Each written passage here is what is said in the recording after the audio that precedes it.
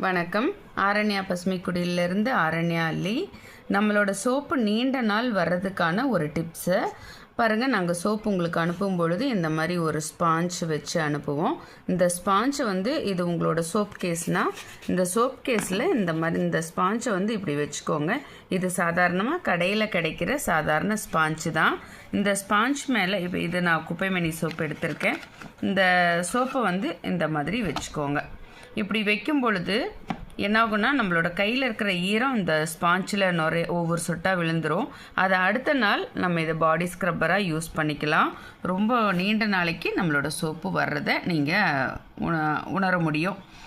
என்னென்னா கோல்டு ப்ரெஸ்ஸஸில் நம்ம இந்த சோப்பை செய்கிறோம்.